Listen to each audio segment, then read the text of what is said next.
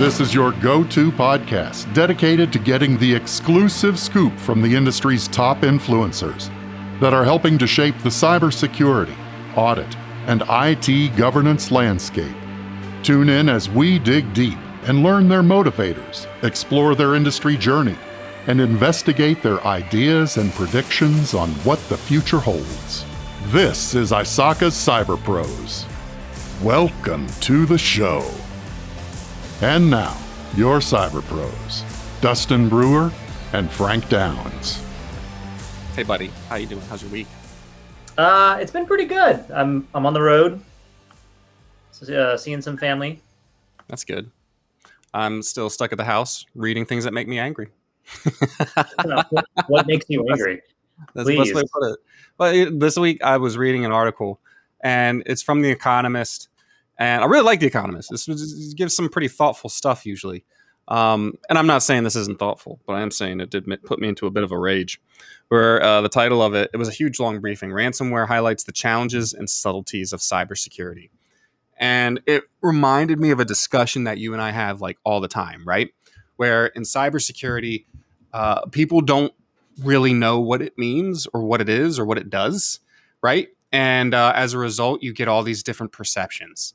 You get all these different perceptions of what they think cyber is, not even what it is or what they know or what they've heard is like what they think cyber is. Like, I know you've had a lot of weird experiences, but the one, like everyone has one of those, if they've been in cyber for a while, has one of those defining moments when they're like, oh no, you don't know what we're talking about and you don't care to understand either kind of things, right? Like I remember when I was on site on one of our engagements in the past, and we were talking to, I think it was a lieutenant colonel, and we were trying to explain to them what was wrong with the actual setup that was being implemented and so forth. And he just looked at us and goes, well, you just go ahead and throw your chicken bones and tell me what you think you're seeing, and then I'll figure out the actual truth of things. And I was like, man, come on. Come on. And I mean, because it was like when you have a response like that. This is a science, sir. This is science. We are people of science. And it just drove me nuts because it was from that second on, I knew this guy doesn't care anything I'm about to say. He's going to sit here. He's going to listen. He's going to be like, all right, now I'm going to go do this. And it's frustrating. And some of that I think is kind of reflected here in this article. And I kind of like had one of those flashbacks. The part that really kind of drove me nuts was, I'll just read it to you because it's better than mine could try. It's like a paragraph here. Real quick, when most people have flashbacks to their time in like the DoD or in the military, it's not like flashbacks to like having to explain cybersecurity to an officer. It's like I did have to explain cybersecurity to this guy while under rocket attack, so I don't know if that counts. Maybe that counts. How you get that core memory, right? I'll take it. So that's the worst thing to be doing during rocket attacks too. What do you do? What'd you do? Did you protect anything? No, I was explaining cyber to some officers. No, so they label cybersecurity kind of like a poison pill. And it goes, the report's subtitle is Cybersecurity the New Market for Lemons, echoes a famous analyst of the effect of asymmetric information on the secondhand car market. George Akerlof, an economist, argued that since buyers cannot reliably identify high-quality secondhand cars, they'll be unwilling to pay high prices. The sellers of good cars are thus driven out of the market, ceding the field to those selling cheaper, shoddy, quote, lemons. It goes on. It says that people start to think that cybersecurity is the same thing. It's got the same similar asymmetry, right? That people are going around saying things like, quote, buy my magic amulet and you'll be fine. And making it hard for buyers to pick effective defenses against the dark arts out of the dross, and they know it. Almost none of the bosses at certain security organizations could agree on how to measure the effectiveness of software they were buying, which, by the way, that was where I just really kind of lost it. There are several different mechanisms through which you can assess the effectiveness of your cybersecurity plan, your cybersecurity tools, your controls, and software. And I think that's something that we're seeing on the rise, especially in the field writ large. But this is reflective right here of what we see a lot in the field of cybersecurity, right? That cybersecurity is just viewed as like, oh, wait, where is it? My favorite one, when they came up to us and they go, oh, what's Magic Brick do? Right? With the phones, because people view them as magic bricks and so forth in cybersecurity. And changing this perception is, instead of getting easier, becoming a bit more difficult as we're seeing high-profile attacks, right? How everyone has this idea that cyber's not my favorite is cyber's not real, right? That cyber's not real. Oh no, it's just security. It's just security. It's not real, and the cyber's not even a good term. How many times have you and I heard that cyber as a term is just going to disappear one day? Oh yeah, right. That's still cybersecurity is going to disappear one day because AI is going to take over, right? Right. Oh yeah, all the robots are going to do our jobs. So easy, so good. And what we're seeing is this growing perception of that, cybersecurity is, if people are going to support it, they're seeing a growing trend that people support cybersecurity, one, if they've been attacked. They're like, well, I guess I should have done something, right? But outside of that, it is a leftover, okay, maybe we can get some funding to maybe do something, right? And unless there's an external force propelling people to do cybersecurity or have it implemented within their organization, I'm still seeing this trend of, and this doesn't help, things like this, where people don't view it as a priority and they don't think it's real. And it kind of threw me off, because if anything should be clear at this point, it's that it is, right? I hope so. I mean, okay. I guess you've had more experiences where people have, tried to, make claims such as cybersecurity is snake oil or fake or, not even existent or whatever they think it is. But usually what I see in the news is kind of this, we need to get better at it. We don't, like, maybe it's not existent, or it doesn't, it's just not being done well, which I agree with. I still don't think that, C-suite level executives are taking it seriously enough to give it the funding that it truly needs.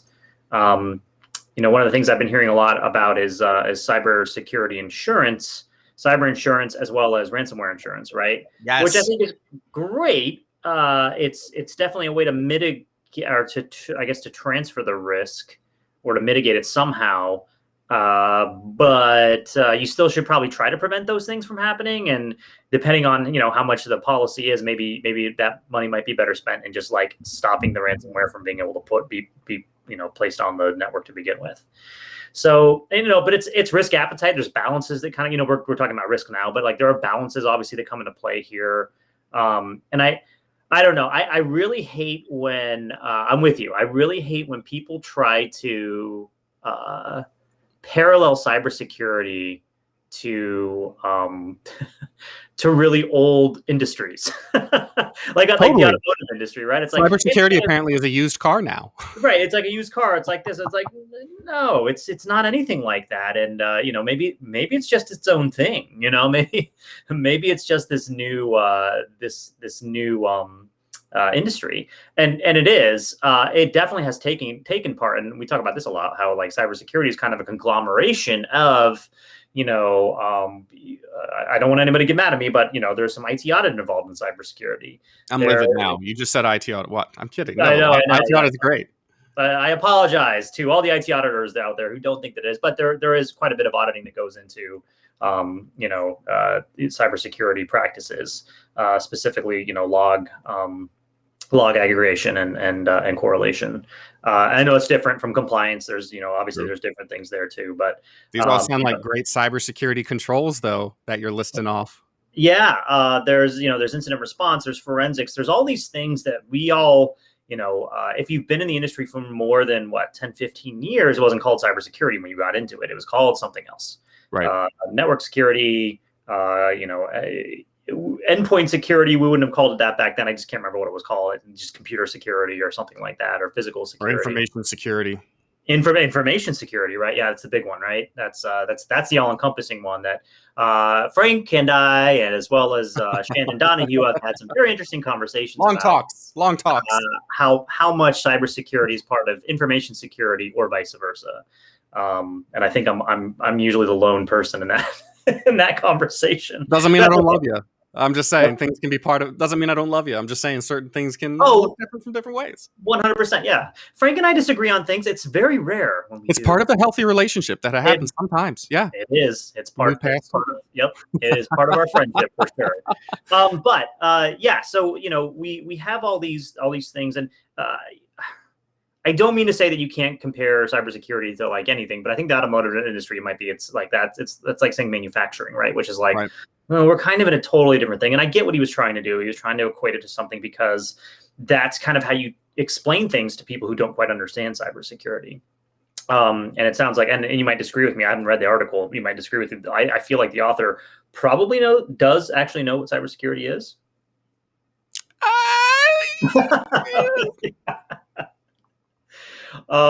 So yeah, no, it's interesting. It you know, I do feel like the term gets thrown around a lot.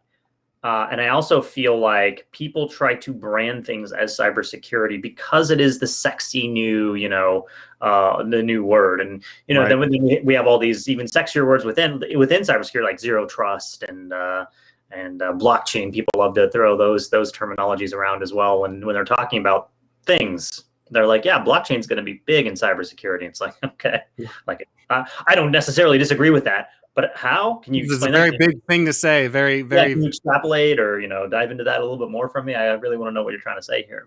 So yeah, no, I'm with you. I think that it's really hard. It's hard to explain things sometimes, and people make these parallels that aren't necessarily 100%. Like for someone who is an SME in cybersecurity might be like, that's not how I would have explained it, but maybe it does help. I don't know. Maybe it does help laymen. Some have got to help sooner or later because the problem's getting worse, right? You're seeing a compounding of the issue. Things like articles like this. I mean, hopefully they're doing more good than harm, but it's not changing the fact that things are getting worse. I think what we're seeing right now is a combination of things are getting better, but also showing how terrible the situation is. And I'll see this sometimes with clients. I'm not naming names or anything like that, but throughout our career, and you've probably seen this too when you've worked with different organizations where they go, "We're fine. We haven't had an incident at all. We don't need anything here." And you know what I'm going to say, right? Mm-hmm. You anything that you know of, right? Usually those are the most frightening organizations because they're like, "Everything's fine. I've had no problems. Why are you even here?" It's like, well, the fact that you don't even know what is probably the situation is probably that you don't know, right? What's happening and what's leaving your organization and all that information. But the fact that I was talking to someone the other day, they're like, wow, it feels like all these big hacks are happening all at once. I said, well, there's an increase with ransomware, but the other ones, right? Like the SolarWinds and so forth. You could almost argue that this is just stuff that we haven't noticed until now. And the good news is we're finally noticing it. The bad news is it's really bad, right? And the response problem, we're not going to be able to effectively respond to so much of this until we can actually address the talent issue, right? I mean, this is a long-term problem. The problem's going to get worse. And you're seeing mitigation factors happening all the time. For example, the rise of MSSP, right, over the last 10 years. That is, an organization saying, I can't do it. I can't do it. And it makes a lot of sense, right? And, being someone who works at an MSSP provider, as one of the things they hand out, it makes a lot of sense. How it's so expensive to staff up, to make your own SOC, right? It's so expensive to say, if I'm looking at an organization, right?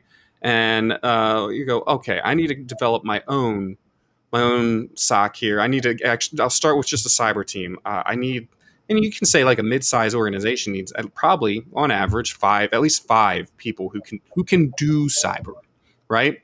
And if you look at that with the average starting salary, or with the not starting salary, but we'll say the average middle salary is at least $100K if for someone who's been in for 5 years or more, depending on again, there's a lot of caveats there, but here in the States, if you got 5 years of experience and you have several credentials, things along those lines, you're looking at the 90s to like 110, according to CyberSeek and other data points out there. Okay. I'm not saying this is worldwide. I'm just telling you what it is right now. So let's cut it in the middle and say 100. You can either go for $500,000 bill plus benefits, right? Every, and then also the pain of finding these people, paying through HR, keeping these people happy, retention, right. Or you can go to an MSSP and say, okay, I'll pay you a couple $100,000 each year, keep an eye on things for me, right? Because that's how bad. I mean, and that is a direct reflection. ISACA's got a great report we put out every year, the State of Cybersecurity, right? And it's getting worse, right? Yeah. People are robbing Peter to pay Paul with these people, And until that's addressed, and that's a long-term issue, you're going to continue to see things like this, and misunderstanding like this not only doesn't help, but it makes the situation worse. Absolutely. And thank you for mentioning that, Frank. The State of Cybersecurity 2021 is actually out and available for download at ISACA.org. So and it's a good one. It is a good one. John Brandt, our internal cyber information security SME, was spearheading the development of that paper, and he always does a great job with it. So we're really pleased with it. But to your point, I think I've been trying to figure out how to like phrase this analogy in my head for the longest time, where it's like for the longest time, there was business, right? And business, you would sell a product, you would sell a service, you would do, the business things, right? IT and digitization of records and of messages and of communications all came along. And for a really long time, it was business utilized IT in order to conduct business. Mm-hmm. Now the business is more and more becoming digitized with everything. Even running a local restaurant, you still have to deal with vendors digitally. You still hopefully are doing some kind of advertising digitally. Everything is now digitized, and it's no longer IT is in the room with business. Business is now in the room with IT. Now, with that, and I know I'm getting eye rolls at home. You're going to get so much hate mail, but I'm just glad it's directed at you, not me. Yeah, that's right. Send it to Frank Downs at. No. Dustin's Twitter handle is I don't even know if you have Twitter. I don't know if I have one. Yeah. So with that, of course, comes cybersecurity. Right now, we have this new requirement to conduct business in modern day, society.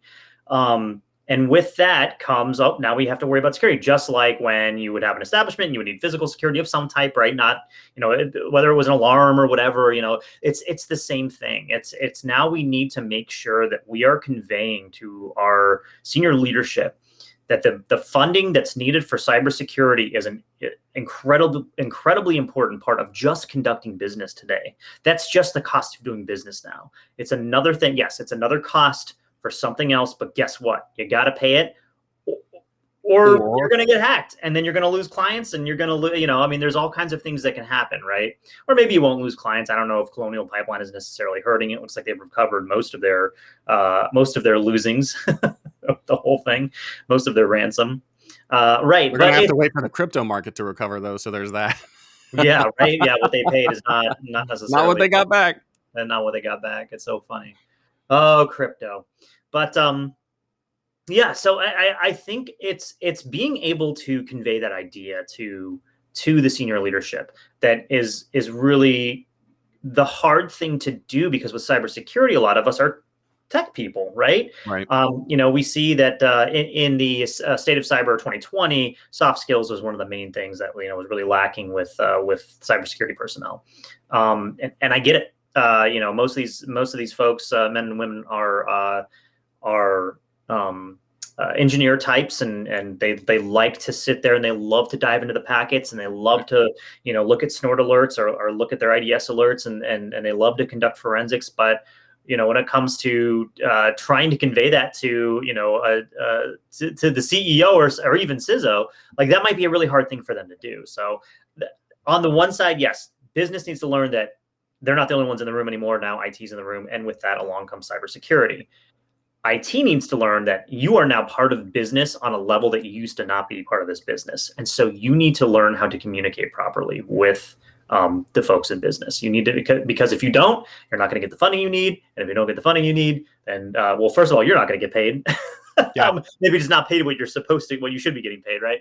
And number two, you're not going to have the resources to properly defend a network or properly defend digital assets. And that's really what it comes down to. So of course, everything with Dustin comes down to kumbaya. We all need to work together, right? But it's true. I mean, things go better when we work together. When we truly attempt to understand each other, and make sure that we're really trying to speak each other's language, or at least making an attempt to learn each other's language. That's when the doors really open and things really, really get done and start syncing up. I agree. I do love this kumbaya future You have painted for us, Dustin, despite we're still inevitably headed to dystopia. Of course. So. The zombie apocalypse will happen. But, we can still we can still get along before it does. It doesn't. Well, I agree. But until we do get along, until that day where all of a sudden everything comes together and we're all kumbayaing, it's interesting to see what's happening. Because you brought up a very interesting point that we kind of just went past quickly, and that was insurance, right? Because now you're seeing these external factors, right? These for example,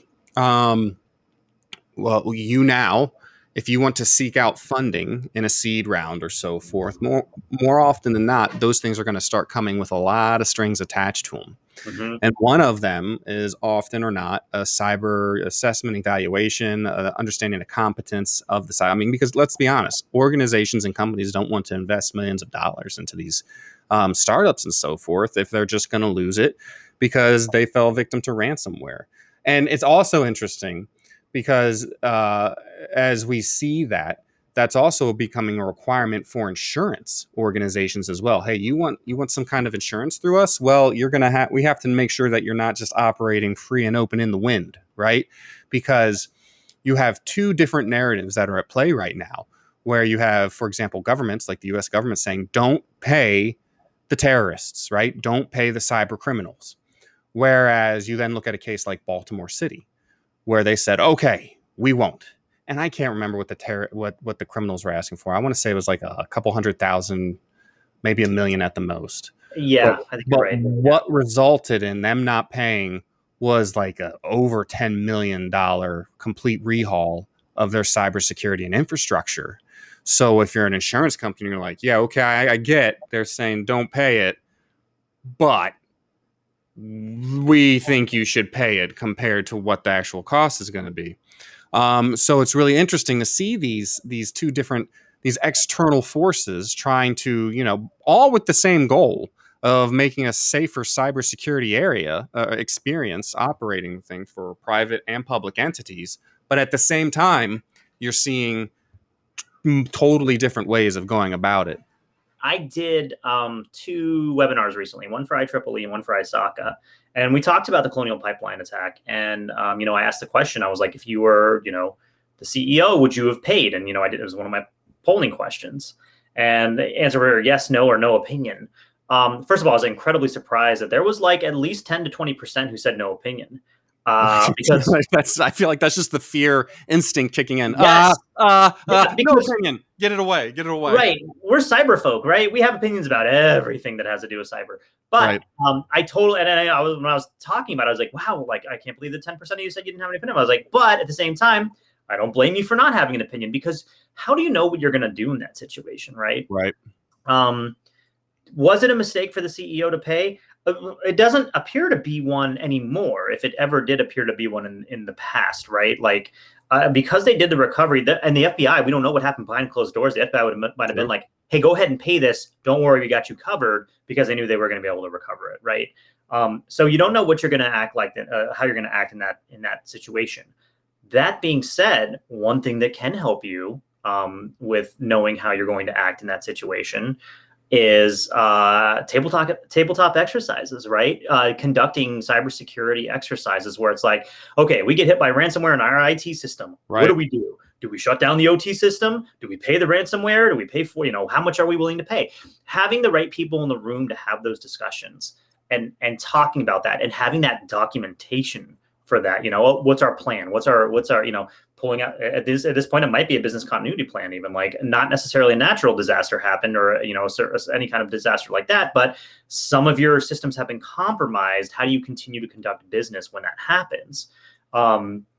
Having those discussions, having the right people in the rooms, from the CEO all the way down to lowly, Dustin Brewer and Frank Downs in your sock, right?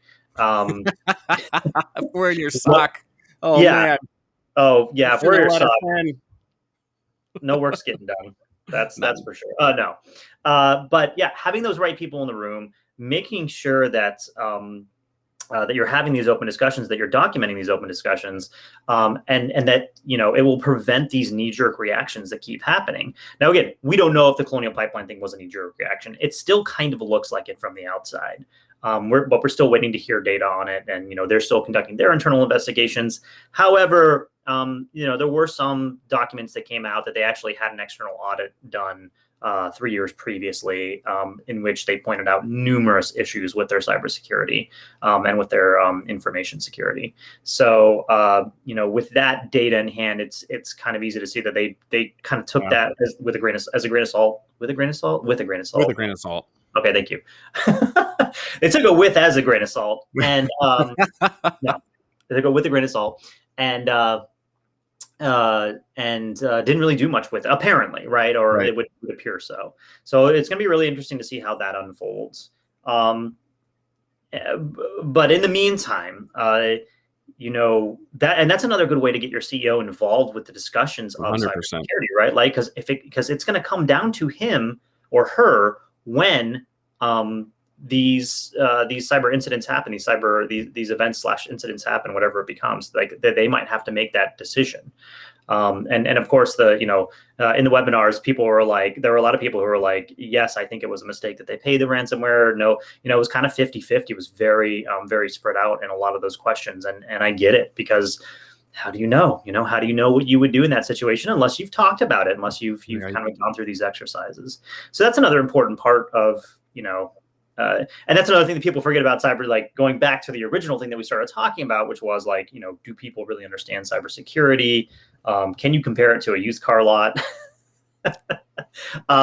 Yes and no, right? I think there's a lot of things that we're still learning about cybersecurity every day. It's an ever evolving industry. And as maddening as that is, it's also incredibly interesting, and I love it. I do too. And I'm going to tell you the second flashback I had today, just now, when you said we should not be in your SOC. And I was trying to remember, when's the last time you and I were both in a SOC together? And do you remember when that was? 2012. Yup. Yeah. When we were pointing out a security control being broken at the time. Yeah, that's right. Yeah. Fun times. Kind of. I had fun with you. That was fun. You know. But yeah.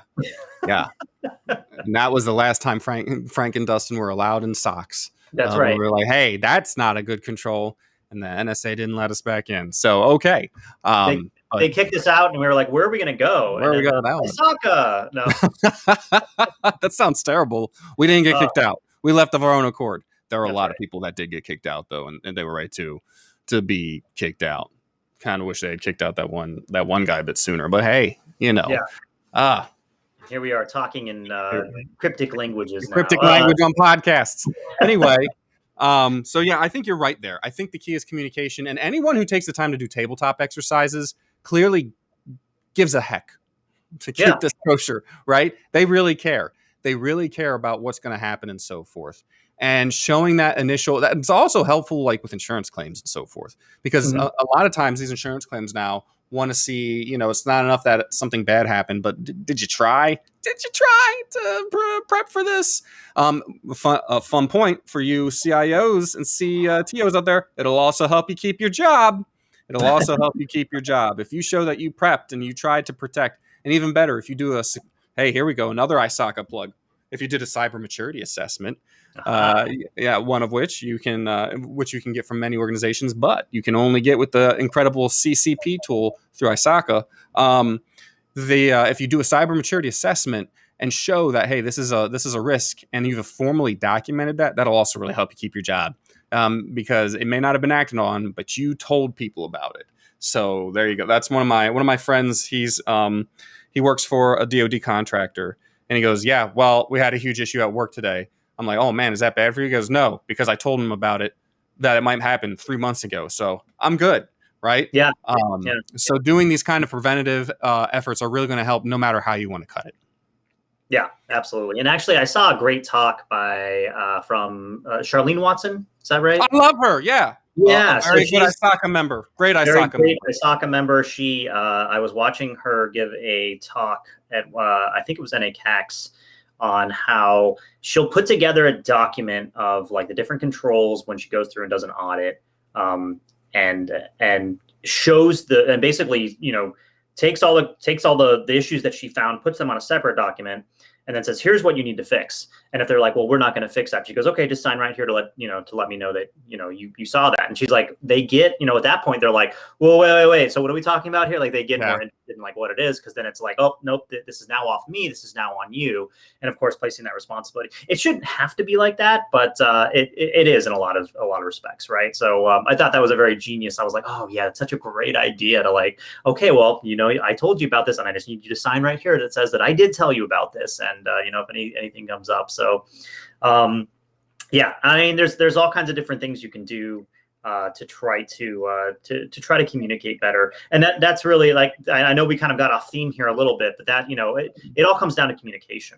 We all have to learn to speak each other's languages, and we all have to make sure that we're conveying our ideas properly, not just the ideas, but the issues at hand, right?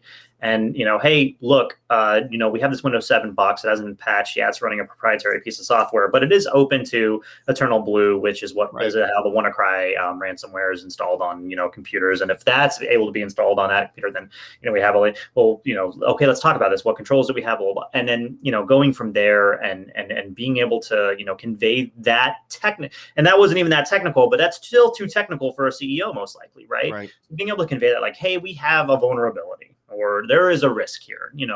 CEOs usually understand things like risks. So being able to speak that kind of language is really important, I think, for the future of cybersecurity, as well as the future of business. Thank you for joining us today for this episode with our cyber pros, Dustin and Frank. We hope you enjoyed this podcast. To listen to more podcasts from ISACA, please visit isaca.org/podcast. Don't forget to subscribe for upcoming episodes.